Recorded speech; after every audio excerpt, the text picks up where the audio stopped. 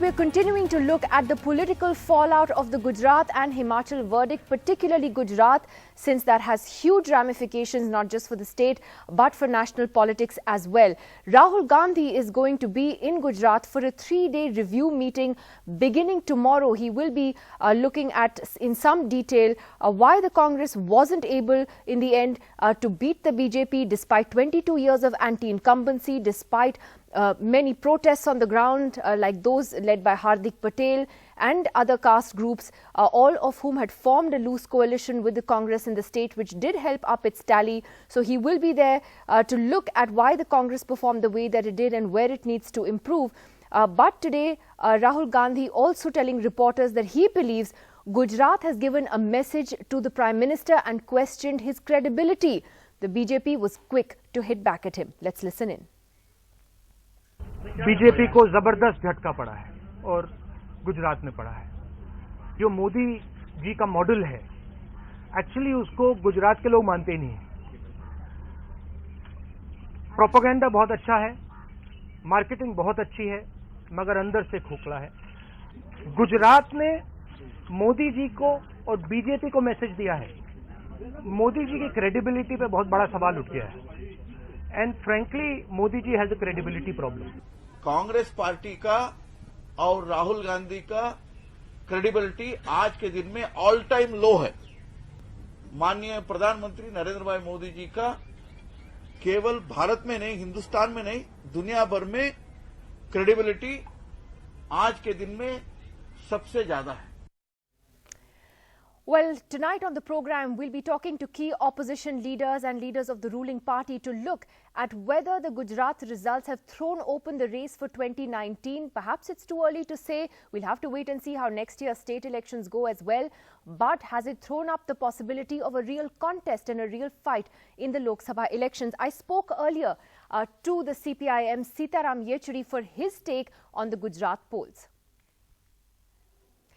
Mr. Yechury, thanks for joining us. What is your reading of the Gujarat results? The Congress believes it's done well under the circumstances. However, the BJP has at the end of the day beaten 22 years of anti-incumbency and protests on the ground on its economic policy, etc., in order to stay in power.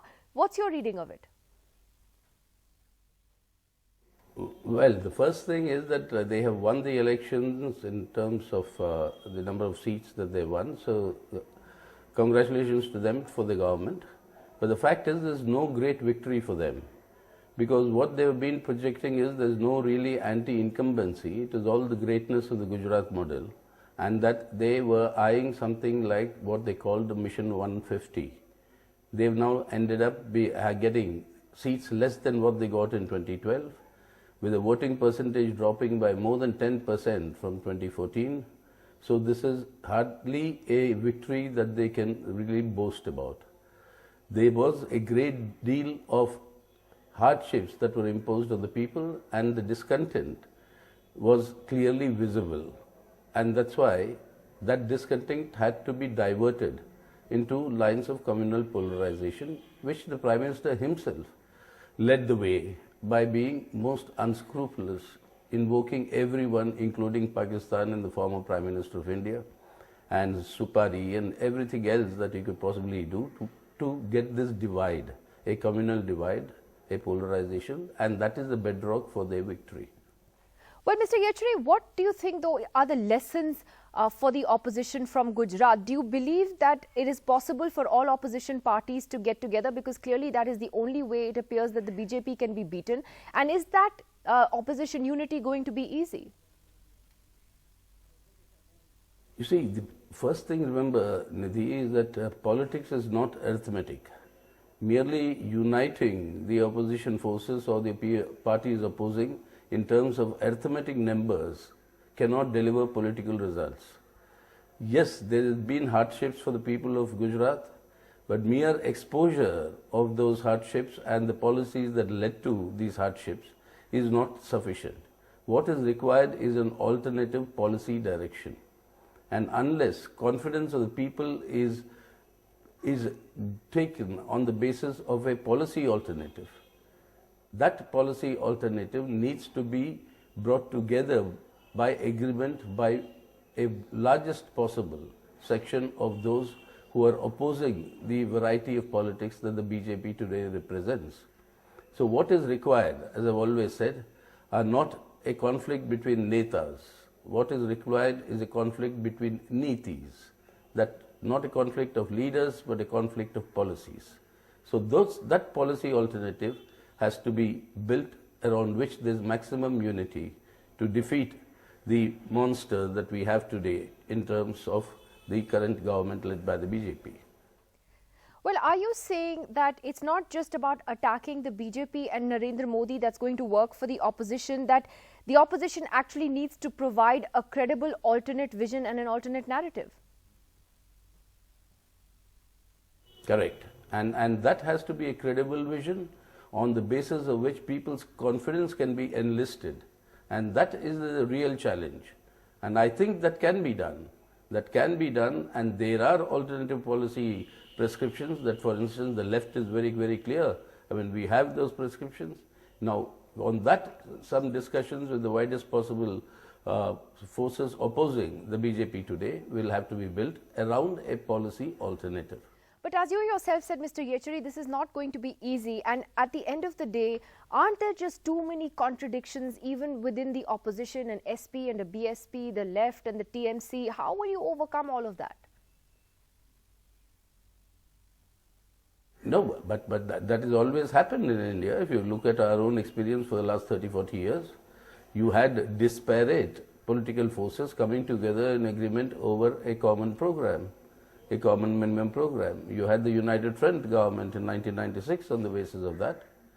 You had the left supporting the UPA government on 2004 on the basis of a common minimum program. So that is possible, but you'll have to work, and you'll first have to come to an agreement on what is that credible alternative which we believe exists.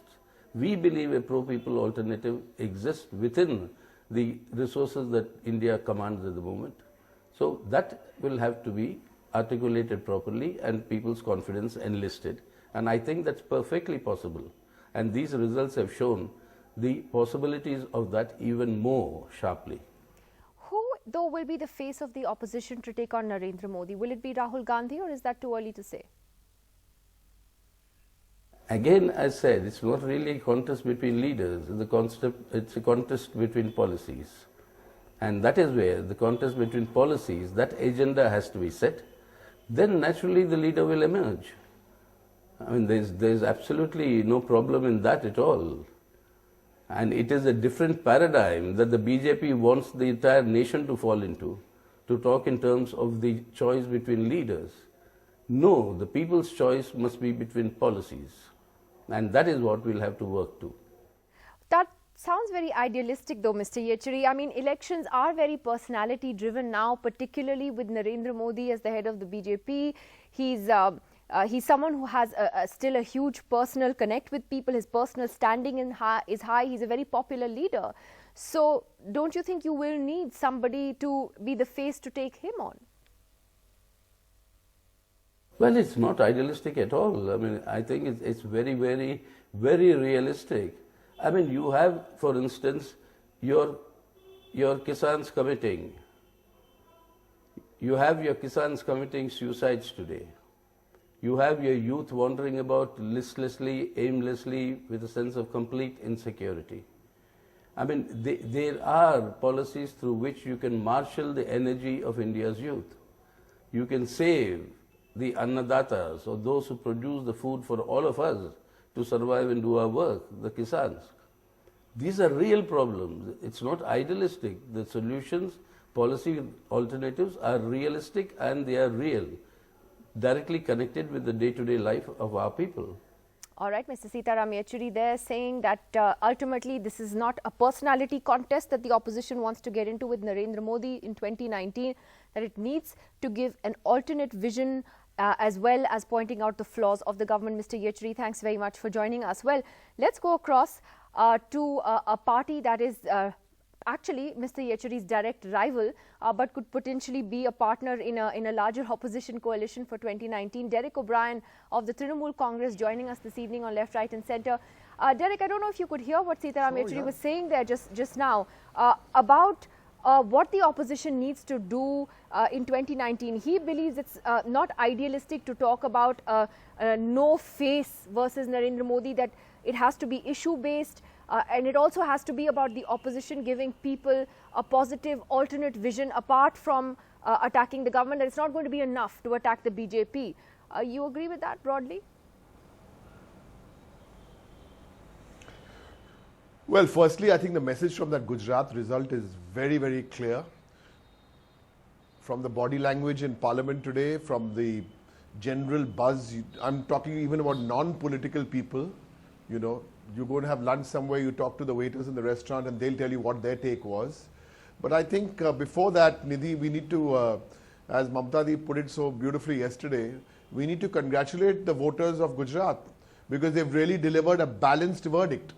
And it's no doubt, it's a temporary win, it's a face saver, and it's a moral defeat for the BJP. They don't want to see it that way, but that's something else. And what have people voted against in Gujarat? And I think that's the bigger message, because I think they voted against atrocities, they voted against an anxiety, they voted against injustice. And as Mamta put it very beautifully yesterday, the people of Gujarat have belled the cat for the 2019 elections. So we have match on, and we've been saying this for a while. The Trinamool have been saying this inside Parliament and outside Parliament and every block meeting in Bengal for a long while now, that the BJP is beatable in 2019. But Derek, you know, when you say that this is a temporary win for the BJP, when Mamta Banerjee says it's a temporary win, you called it a moral defeat, a face saver. Look, in politics, some would argue that what is a moral defeat? After all, a win is a win. And look, they've been in power for 22 years, huge anti-incumbency, huge protests, economy had, you know, certain issues, but they're still back in power. I mean, it is quite remarkable to win a 6th consecutive term. You see, as much as they want to look at the glass as half full or half empty, but the bottom line is, where were we playing this match? We were playing this match at the political backyard of the national president of the BJP and the Prime Minister of India. And if you look at it, if this election was not held in 2 phases, you know, the result could have been very, very different. I'll stick my neck out and say if this election was held in 1 phase on day 1 without the gap between phase 2, then the BJP were a goner. As far as I'm concerned, they're already a goner, because you're fighting in your home state, in your backyard.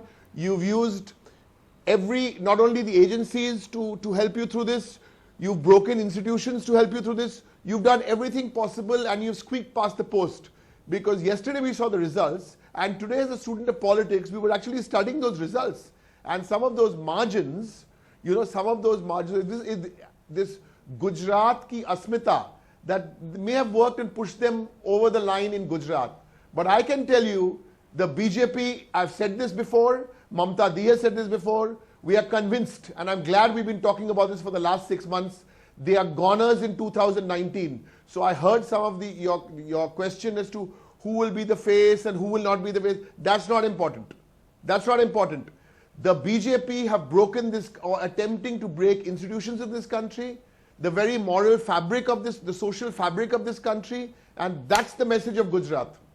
But Derek, when below 200 seats, it's okay. You're saying there are goners, as you put it, in 2019.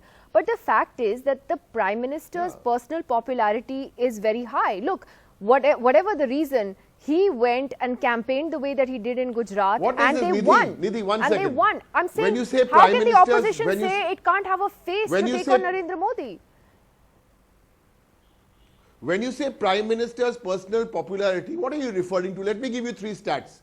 If you are referring to the Prime Minister's WhatsApp, app, which gives the votes and says 74% approval rating, are you referring to that? Or are you referring to some internet poll which was conducted by the world's largest English newspaper saying 80% give him an approval rating? The more important statistic is 17% of Indians only want this Prime Minister to continue. This is not my figure. This is the realities. If you look at the people who didn't vote, the percentage of vote which the BJP got, So we're looking at 17-18%. As far as I'm concerned, it's not going to be easy. The opposition have a job to do. But from now, from today, starting from today, first day in Parliament, right up to the Karnataka elections. After that, we've got Panchayat elections in Bengal. That's a little bit of a walk in the park for us. But after that, you'll just see what will happen and how this will build up into 2019. Is Rahul Gandhi, you think, Because the man 2019 around is whom the opposition can unite? As a leader, as a potential leader of an alliance going into the next election? No. See, Nidhi, again, this is not the time. This is the time we are talking about winning a match. This is not the time we are discussing who became the new Congress president and we should wish him the best of luck. You know, there are a lot of experienced leaders in this pack, many experienced leaders with a lot of credentials, with a lot of credibility. They're tried and tested. They fought people's movements for 3-4 decades. And if you're thinking that I'm hinting to Mamata these credentials, of course, look at her credentials. What else would I think? As we speak today, 2006, this was, I think, day 15 or day 16 of our 26-day fast. What about all those struggles? So there's a lot of experience. There's a lot of credentials. There's a lot of credibility. There's a lot of all this on board. So please don't bring this down to a discussion about particular person A or B. But it's interesting that you say that. You're saying that why it's not just Rahul Gandhi, that Mamata Banerjee is as much in the reckoning to lead an anti-BJP opposition alliance in 2019. That's what you're saying. That's interesting. Let me put it to you quite bluntly. For the last 1 year, Bengal has been playing a leading. I'm talking about contemporary. Bengal has been playing a leading role for the last many hundred years. But for the last 1 year specifically, especially when Mamata has gone to a second term, Bengal has been playing a leading role, not only in a political role, but if you look at the parameters of how Bengal is doing on development, on social infrastructure, on all those issues. That's number one. Number two, who called demonetization first? Who called GST first? Mamata Banerjee. Who called net neutrality first? All three. Tick, tick, tick. Mamata. Now, Bengal is going to play a big role between now to 2019, and Bengal will play a leading role in the formation of the government in 2019. You be rest assured. All right. Well, very, very interesting news point from you there, Derek O'Brien. And before we go, can I just ask you, is there a strategy that the opposition has to come together in Parliament now that it's finally started? Any plans to come together on certain key issues? Well, I'm not the spokesperson for the opposition. I'm only the spokesperson for the Trinamool, and I'm enjoying my role. Okay, but Trinamool's view in Parliament is very clear. Yeah, it's a short session. Wrong time, called only after this election. But within this time, we have to use every minute, every hour to make the government answerable. So we would like Parliament to run. We would want discussion and debate. Today in Lok Sabha and Rajya Sabha, the Trinamool had, I think, about 12 different interventions. If you take questions, 0 hour, all that together. We want Parliament to run. This is a great opportunity to put this government on the back foot, because when it comes to discussing policy on the floor of Parliament, they run away from Parliament. Come, discuss in Parliament. If they really want to have a discussion on any of these issues we've raised, be it Aadhaar, today FRDI bill, be it jobs, be it economy, all this. We will have them, we will eat them for Christmas pudding if they come to have a discussion. All right, Derek O'Brien, thanks very much for joining us this evening. Enjoy your Christmas pudding, enjoy your Christmas. At least I don't think you have any fringe groups threatening you in Bengal at the moment or not to celebrate Christmas. Thanks very much for joining us. Well, also joining us on the program now is Union Minister Babul Supriyo and Sachin Pilot, leader of the Rajasthan Congress, to take this discussion forward. And Babul Supriyo, interesting comments from the other opposition leaders tonight. They seriously believe that 2019 is now finally a contest. Mamata Banerjee says Gujarat has bailed the cat for 2019. Babul Supriyo, what do you think? Well, I'll certainly get into a discussion with Sachin Pilot. He's a national level player. He represents a national level party. Why should I discuss with Derek? He's a Ranji Trophy. Let him first defeat his own, Let him qualify to play in the National League first. Let TMC become a national party. I'll discuss with him about that. He stays in his own Utopian world. He's a great friend of mine, known each other since general knowledge. But I think the fact that he has moved away from general knowledge is very evident by what he is saying. He writes books with utopian thoughts how to defeat Narendra Modi. He doesn't look at his own backyard where BJP is growing like fire. The vote shares are not only increasing, we are very close second to Trinamool Congress in Bengal. And I think these kind of small things that we let the batsman edge 6 times and two times the fielders caught it. It's like that's what he's saying. We intervened 9 times, we intervened 11 times. So whatever Derek said, I'm very happy that you did not take me online then, because it's basically more about anger management. Because me being a Bengali, I stay in Bengal. I stayed in Bengal for such a long time. I know what happens there. He's talking about panchayat votes. We all know that they don't. After CPM, Trinamool Congress has made their machinery such that there is no voting that happens for urban elections or for panchayats. It doesn't happen. That is the culture of political voting in Bengal. But Supriyo, what about this? When Derek says all of that, but it's what more about the about anger contest for management. 2019? Now let me get back to Gujarat. Yeah. I mean, do you believe that? Do you think, firstly, did the Congress do better than you think? Honestly, like, did you really expect the Congress to do to get close to 80 seats? Well, you see, Congress was never bad in Gujarat. Congress last time had won 61 seats, right? They have increased their tally by 19. So mathematically speaking, obviously they have done better. There is no questioning that. Now the point is whether that better was approached or achieved with a development agenda, or whether that was achieved with with caste politics, with the kind of divisive nature. See, caste politics, it does exist, right? In Indian voting, if you say that there is no caste politics, there is no religion, there is no gutbazi and all of that, I think that is not fair. That has always existed in Indian politics, and I think with Hardik, Alpesh, and Jignesh, yes, the Congress had with the newfound official presidency of Rahul Gandhi, yes, did a job as an opponent, but then at the end of it, with a 22-year anti-incumbency, with whatever they tried to explain to the people about GST, about demonetization, after having support from the Hardiks and Alpeshes and whatnot, who else, they couldn't beat Gujarat, and I think it is no mean feat. One has to understand that. So instead of arrogance, see, whenever Rahul Gandhi speaks, people are going to listen. Whenever Rahul Gandhi speaks, people are going to listen. There is a famous Robbie Williams song that I am going to say, I will talk and Hollywood would listen. So whenever he talks, media will listen. And whatever he says, he says.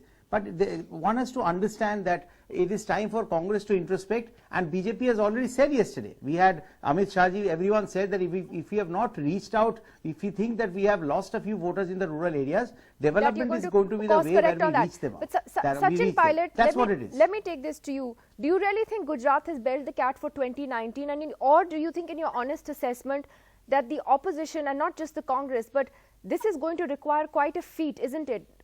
For the Congress to be able to win key states next year in the run-up to the Lok Sabha polls, but also to be able to stitch together an effective alliance, and that's not going to be easy, Sachin. If you look at what happened in 2004, nobody thought that Mrs. Sonia Gandhi would then stitch up an alliance that will defeat the once formidable Atal Bihari Vajpayee.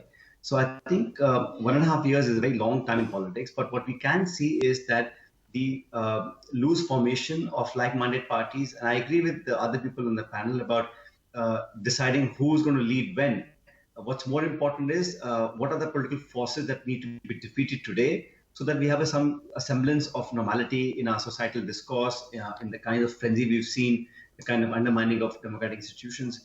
So the Congress party, because it's the largest national party and it's pivotal for having an alliance that will defeat the BJP-led NDA, it's only natural that the Gujarat elections as seen are very encouraging. Now, the Congress party almost dethroned Mr. Modi's government in BJP. I'm calling Mr. Modi's government because he was the man. It wasn't Mr. Rupani who was the helm of affairs.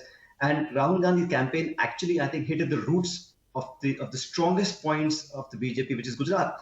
99 seats for a party which claimed to get 150, with the entire cabinet, 6 chief ministers, the prime minister, Amit Shah campaigning there, sitting there. Yes, we could have done better, But I think 2019 will see very many more formations and like-minded people. You're talking about intercontractions within the opposition. What about the Shiv Sena and the BJP? Every day you hear comments that the Shiv Sena makes, which must, and I hope it does embarrass the BJP. So a lot can change in the next 18 months, but Gujarat elections certainly will give a lot of energy and support to our efforts of dethroning the BJP 2019. 4 years ago, Nidhi, nobody thought 2019 is going to be an open game. I can tell you that today, standing from where we are right now, 2019 is not as assured to the BJP as it was a year ago.